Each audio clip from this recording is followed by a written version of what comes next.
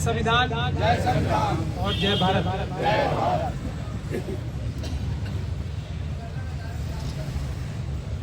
हमारे देश के लोकसभा के मेंबर ऑफ पार्लियामेंट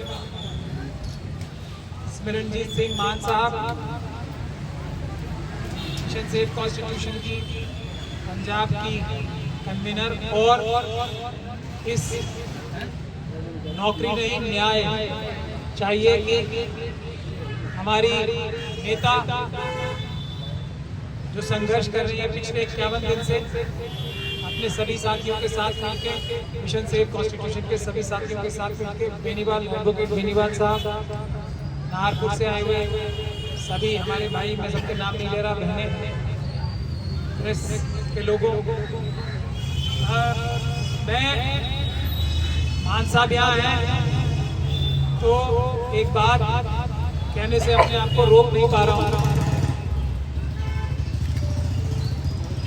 कि भारत का संविधान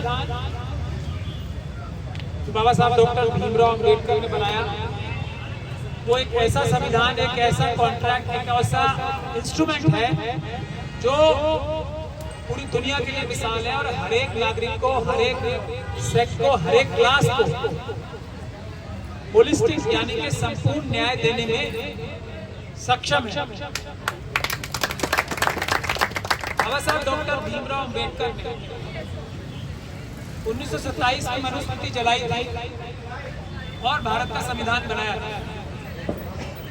मनुवादी उस संविधान को खत्म करके वापस मनुस्मृति लागू करना चाहते हैं। उसके लिए वो 100 साल से भी ज्यादा से साजिश कर रहे हैं और धीरे धीरे अपनी साजिश में कामयाब होते जाते हैं। सबसे पहले इस साजिश का हिस्सा था भारत देश को 2 हिस्सों में बंटवाना। हिंदू महासभा ने ये सबसे पहले मांग उठाई थी 2 राष्ट्र। उसकी वजह क्या थी कि भारत के माइनॉरिटी समाज के लोग जैसे मुस्लिम, सिख, खास तौर पे जिनका इतिहास रहा है दूसरे समाज के लिए कुर्बानी का, उनकी रक्षा करने का, यही इतिहास है सिखों का। तो मुस्लिम्स को, क्रिश्चियंस को, सिखों को, SC, ST और OBC को तो वो सैकड़ों साल से दबा के रखते ही थे और उनको दबाने के लिए ही वो मनुस्मृति चाहते थे। उनको दबाने के लिए ही वो भारत का संविधान खत्म करना चाहते हैं और उनको दबाने के लिए, उनकी आवाज ही दबा के खत्म करने के लिए ही देश का बंटवारा किया। बाबा साहब डॉक्टर भीमराव अंबेडकर को देश का प्रधानमंत्री नहीं बनने दिया। अगर बाबा साहब डॉक्टर भीमराव अंबेडकर प्रधानमंत्री बनते तो देश का बंटवारा नहीं होता।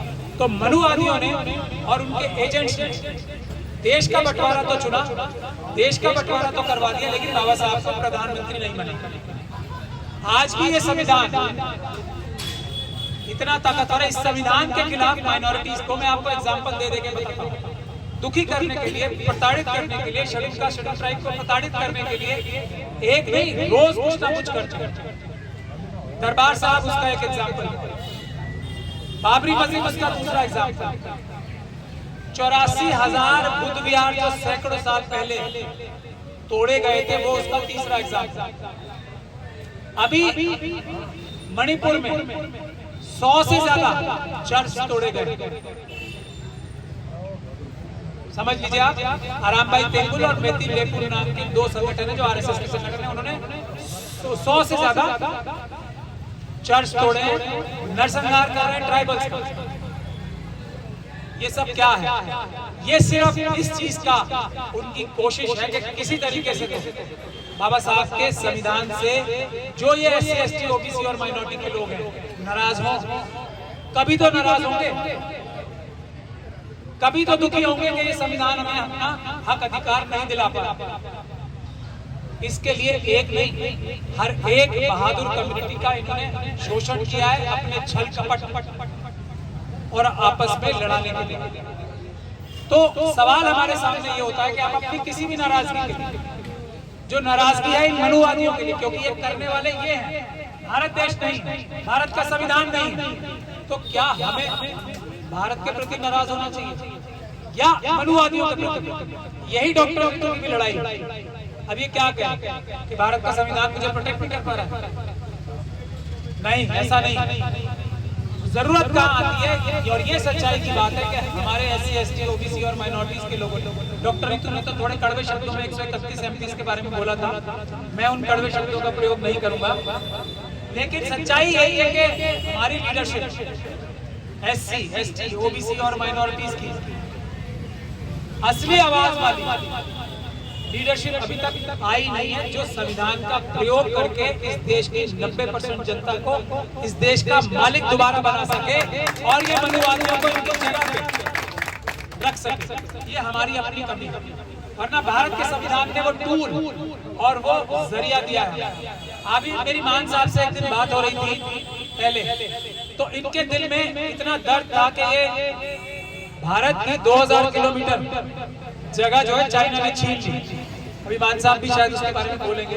तो इनके दिल में इतना दर्द था कि ये कह रहे थे कि हमें जाके पहले वो जमीन वापस लेनी चाहिए, हम सब साथ चलते हैं। जितनी बहादुर कौमें हैं SC ST OBC और माइनॉरिटीज की, मुस्लिम से क्रिश्चियन बहुत, हम जाके ये 2000 किलोमीटर अपने आप वापस लेते हैं भारत की धरती। और मान साहब के ऊपर क्या क्या इल्जाम लगाए जाते हैं वो आप लोग खुद जानते हो। ये मनुवादियों की साजिश है।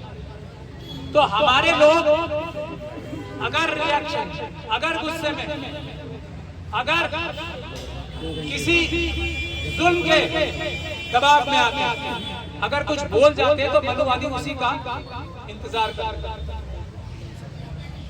लेकिन भारत देश हम सबको ताकत देने वाला है, इसीलिए मिशन सेव कॉन्स्टिट्यूशन ने ये मुहिम चलाई है कि घर घर संविधान, संविधान से हर समाधान। जो हिस्टोरिक गलतियां भी हुई हैं, भारत के संविधान में उतनी ताकत है। अगर हम SC ST OBC और माइनॉरिटीज के लोग मिलकर अपनी सरकारें बनाएंगे, जो मनुवादियों ने भारत से गलतियां भी कराई, भारत की सरकारों से गलत इंफॉर्मेशन देकर, गलत साजिश करके, वो सभी गलतियां वो हम दूर करके देश को दुनिया का सबसे ताकतवर देश बनाने में ये संविधान एक ऐसा डॉक्यूमेंट है जो हम लोगों को न्याय भी दिलवाएगा, सबको, एक एक नागरिक को बराबर का हिस्सा, बराबर की एक एक चीज, बराबर का अधिकार, और दुनिया में भारत को, इंडिया को सबसे ताकतवर देश भी बनाएगा। मैं इन्हीं शब्दों के साथ आप सभी लोगों का धन्यवाद करता हूँ। मान साहब का धन्यवाद करता हूँ कि वो अपने बिजी टाइम में से एक एग्जांपल देके खत्म करता हूँ बस। अभी हम एक मुस्लिम महापंचायत कर रहे हैं। आज मैं भूल गया, डॉक्टर रितु का धन्यवाद करना चाहता हूँ। मेरे हृदय के बहुत पास सब्जेक्ट जो है बंदी सिंहों। भारत का संविधान क्या कहता है? भारत का संविधान ये कहता है कि किसी व्यक्ति को उसकी गुनाह की सजा, यानी कि कन्विक्शन के बाद सजा, उम्र कैद अगर होती है तो वो 14 साल होती है। बिल्किस बानो की और सैकड़ों लोगों को 14 साल। आपको पता है ना, अभी गुजरात में जो इतने निर्दयी हत्यारे और रेपिस्ट बलात्कारी थे, जिनके ऊपर गुनाह साबित हो गए, उनको 14 साल बाद इस मनुवादी मानसिकता ने आजाद कर। अब एक तो भारत के संविधान में आर्टिकल 14 है कि अगर एक व्यक्ति के साथ एक जैसा व्यवहार होता है तो दूसरे के साथ भी वैसा ही व्यवहार होगा। बंदी सिंहों को, जिनके ऊपर ऐसा कोई अपराध साबित भी नहीं हुआ है, भाई जो हमारे जत्थेदार जगतार सिंह हवारा जो है, उनका तो मैं वकील हूं, तो मैं पूरे जिम्मेदारी के साथ ये बात कह सकता हूं कि उनके ऊपर तो अभी तक जुर्म साबित भी नहीं हुआ है, क्योंकि उनकी अपील सुप्रीम कोर्ट में अभी पेंडिंग है। ज्यादा से ज्यादा उन्हें 14 साल की सजा हो सकती है, 28 साल से जेल में बंद है। तो संविधान की धज्जियां उड़ा के सरकारें उनको जेल में रख रही है।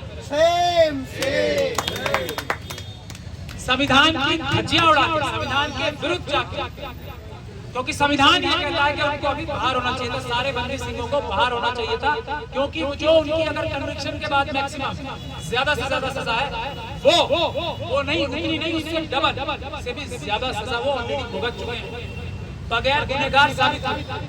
तो संविधान को तोड़कर मनुवादी मानसिकता के लोग एक खास कम्युनिटी को और सब मजलूमों को तकलीफ पहुंचाने के लिए बंदी सिंहों को जेल में, उसका लेटेस्ट एग्जांपल मैं दे रहा हूँ किस प्रकार से साजिश करके, और क्या साजिश है।